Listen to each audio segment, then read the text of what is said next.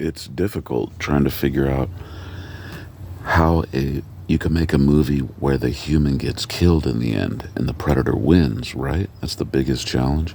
So I figured it out. You need a kid predator to do it. Yep, I'm a genius.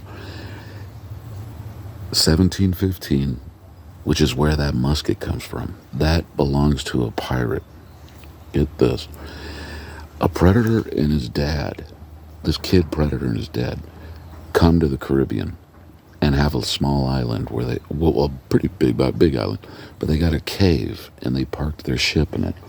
And the dad shows the kid predator, like, shows him footage of the guy he's going to go kill in Guatemala. So he's like, I'm going to take off, but I'm leaving you in charge of this camp. Make sure nobody comes in here and fucks around.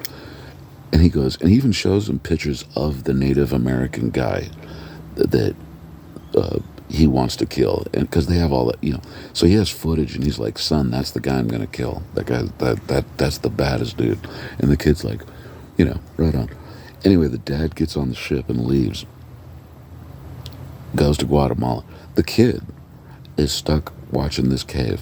Pirates show up, break into the place, see some alien technology, and raid it. The pirate is a dickhead, like he's a total evil bastard. Anyway, the reason that the predator is a kid, not only to make it cool if he kills a human, not only is that the main issue, but also he's shorter. He's only like 5'7", 5'8". He can blend in if he needs to, and he has access to like drones. Like he has a couple little drones. He's got his alien shit. But I thought one funny scene would be he follows the pirates to like a town. I don't know how he gets across the water. Maybe he hangs onto the back of the boat. But he tries to like find this item.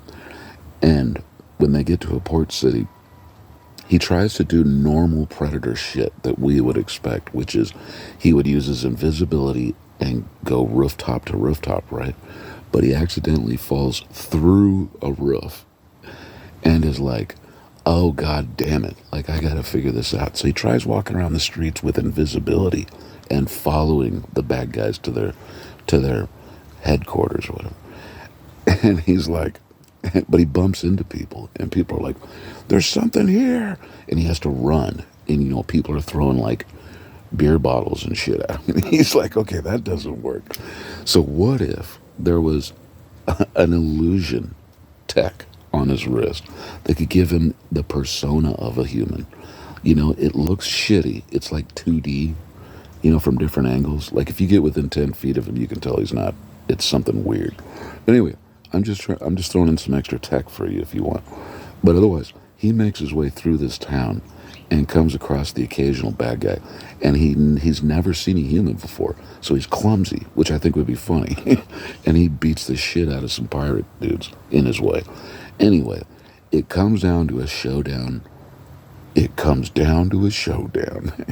And he beats the pirate, who's a total scumbag. That's the only way this works, is if it's a kid predator and a total scumbag human.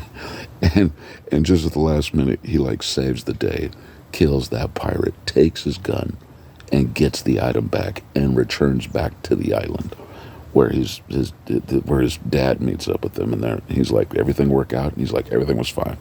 And you're like, okay. But otherwise, how big of a problem it would be to have the human get killed in a predator movie.